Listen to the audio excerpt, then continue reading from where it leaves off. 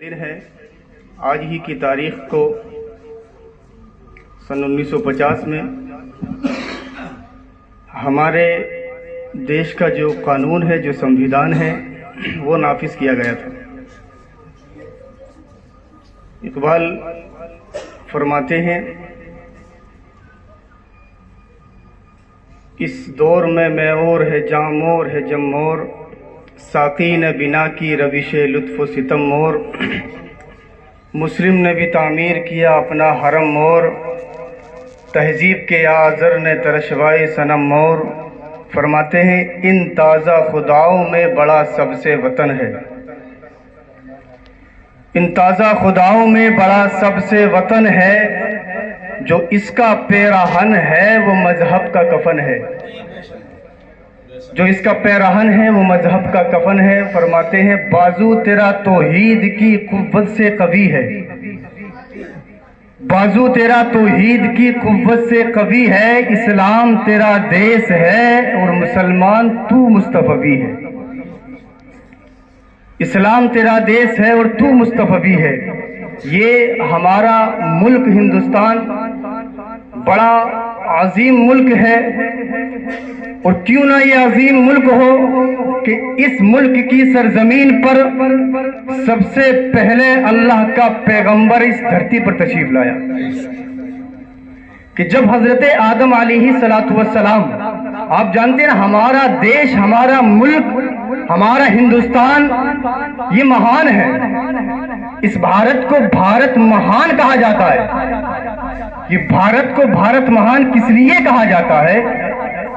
ذہن میں سوالات پیدا ہوتے ہیں کہ بھارت کو مہان اس لیے کہا جاتا ہے کہ یہاں پر لال قلعہ ہے، یا بھارت کو مہان اس لیے کہا جاتا ہے کہ یہاں پر تاج محل ہے، کیا بھارت کو مہان اس لیے کہا جاتا ہے کہ یہاں پر قطب مینار ہے، کیا بھارت کو مہان اس لیے کہا جاتا ہے کہ یہاں پر بھول بھلیا ہے، کیا بھارت کو مہان اس لیے کہا جاتا ہے کہ یہاں پر کشمیر کی حسین وادیاں ہے، کیا بھارت کو مہان اس لیے کہا جاتا ہے کہ یہاں پر رنگ برنگی تتلیاں ہیں؟ تو عزیز بچوں، بھارت کو مہان اس لیے نہیں کہا جاتا کہ یہاں پر کشمیر کی حسین وادیاں ہے، بھارت کو مہان اس لیے نہیں کہا جاتا کہ یہاں پر رنگ برنگی تتلیاں ہیں، بھارت کو مہان اس لیے نہیں کہا جاتا کہ یہاں پر لال قلعہ ہے، یہاں پر تاج محل ہے، یہاں پر قطب مینار ہے، یہاں پر بھول بھلیا ہے،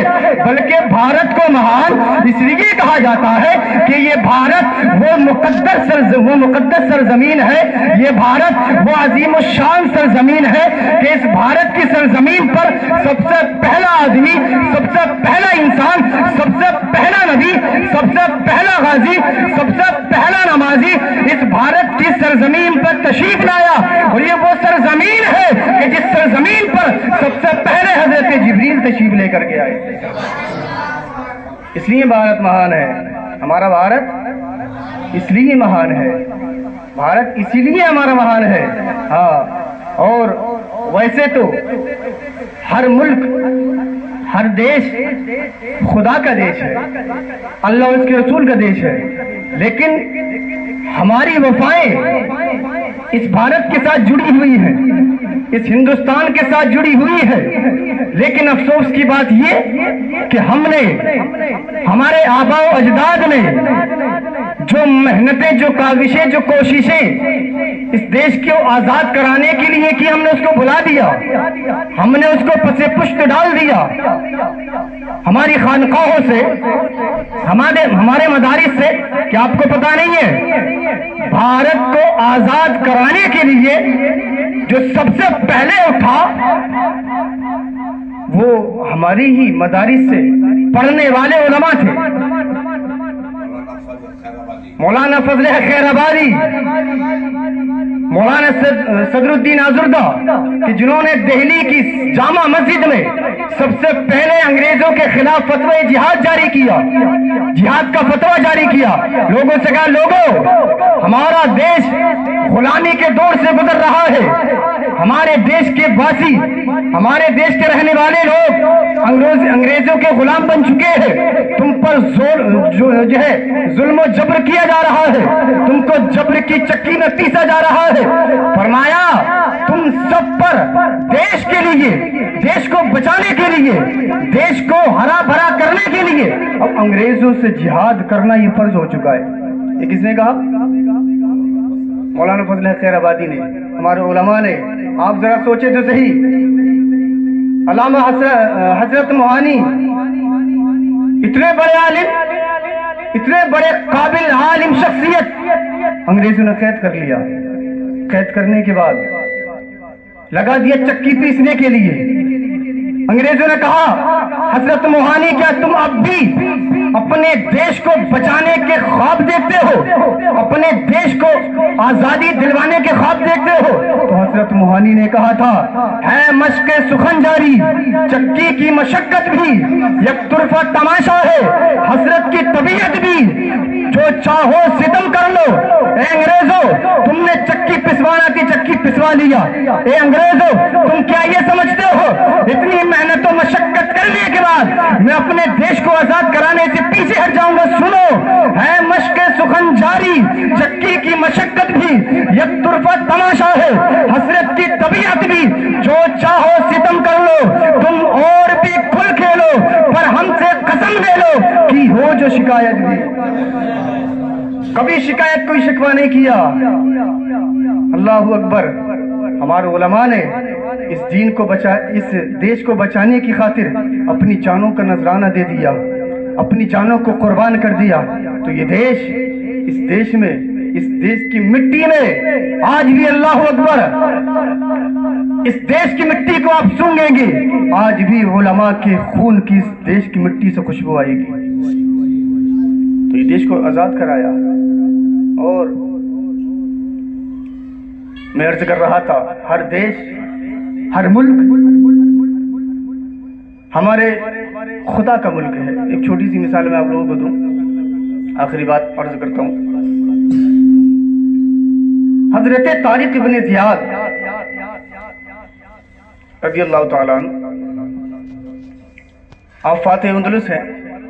افریقہ جب آپ پہنچے، افریقہ کے ساحل پر جب آپ پہنچے تو وہاں پر چونکہ سمندر کراس کرنا تھا، سمندر کو پار کرنا تھا۔ میں ایک نظریہ دے رہا ہوں آپ لوگوں کو، ہر ملک ہمارے خدا کا ملک ہے، اللہ اس کے رسول کا ملک ہے۔ ہر ملک اللہ اور اس کے رسول کا ملک ہے۔ حضرت طارق ابن زیاد جب پہنچے نا اندلس کے کنارے، افریقہ کے کنارے پر، تو آپ نے وہاں پر کشتیاں جلا دی۔ وہ کشتیاں پار کرنے کے بعد، سمندر کراس کرنے کے بعد اپنے کشتیاں جلا دی۔ اقبال نے اپنے کلام میں اس کو یوں بیان فرمایا، طارق چوں بر کنارے اندلس سفینہ سوخت، گفتند کار تو بنگاہ خرد خطاس۔ لوگوں جب حضرت طارق ابن زیاد نے کشتیوں کو جلایا تو لوگوں نے کہا اے طارق ابن زیاد یہ تم نے کیا کیا، یہ آپ نے کیا کیا، یہ تو آپ نے بہت بڑی غلطی کر دی کشتیوں کو جلا کر۔ گفتند کار تو بنگاہ خرد خطاس، آپ کا یہ کام کرنا عقل مندوں کی نگاہ میں یہ تو بے وقوفی ہے، یہ آپ نے کیا کیا؟ ہم واپس کیسے جائیں گے؟ اپنے ملک کو واپس کیسے پلٹیں گے؟ ہمارے پاس کشتیاں نہیں، جہاز نہیں، ہم واپس کیسے آئیں گے؟ اللہ اکبر۔ حضرت طارق ابن زیاد نے کہا، لوگوں نے کہا نہ ترک سبب ضرور شریعت کجا رواس، کہا کہ اسباب کو ترک کرنا، وسائل کو ترک کرنا، سببوں کو جو ہے ترک کرنا یہ شریعت میں جائز نہیں ہے، بلکہ اسباب کو بنانا، ذریعوں کو بنانا یہ شریعت میں جائز ہے۔ اللہ اکبر۔ جب حضرت طارق ابن زیاد نے لوگوں کی اس گفتگو کو سنا، لوگ جب کہہ رہے تھے کہ ہم واپس کیسے جائیں گے، اپنے ملک ہم کیسے پہنچیں گے، طارق ابن زیاد نے کہا خندید و دست خیش بشمشیر برد و گفت۔ حضرت طارق ابن زیاد نے اپنی تلوار کے دستے پر اپنے ہاتھ کو مارا اور مسکرائے اور کہا لوگوں کیا تم یہ سمجھتے ہو ہمارا ملک وہی ہے ہم جس سے چل کر کے آئے ہیں، ہمارا ملک وہی ہے جہاں پر ہم پیدا ہوئے، ہمارا ملک वही है जहाँ पर हम जवान हुए, हाँ हमारा मुल्क वही है जहाँ पर हमारा बचपना गुजरा। कहते हैं नहीं नहीं, तुम खता पर हो, तुम अक्लमंद नहीं हो, तुम अल्लाह अकबर खता पर हो, बल्कि कहते हैं हर मुल्क मुल्क मास वो मुल्क खुदाए मास। फरमाते हर मुल्क हमारा मुल्क है, हर मुल्क हमारे खुदा का मुल्क है। हाँ, हर मुल्क हमारे खुदा का मुल्क है। लेकिन अल्लाह अज़्ज़ा वजल ने इस जरखेज मिट्टी में अल्लाह अज़्ज़ा वजल ने एक ऐसी तासीर रखी है कि इस मिट्टी को चूमने वाले, इस पर जान फिदा करने वाले आज भी मुस्लिम जिंदा है और कल भी मुस्लिम जिंदा रहेंगे। हम ये कहते हैं हमारी वफाएं हिंदुस्तान के साथ कल भी थी, आज भी है, और जब तक क़यामत बपा न होगी उस वक्त तक हमारी वफाएं इस मुल्क हिंदुस्तान के साथ रहेंगी इंशाअल्लाह। अल्लाह अज़्ज़ा वजल की बारगाह में दुआ है मौला तबारक व तआला हमको मुल्क हिंदुस्तान से सच्ची पक्की मोहब्बत करने की तौफीक अता फरमाए। वमा अलैना इल्लल बलाग। अस्सलामु अलैकुम व रहमतुल्लाह।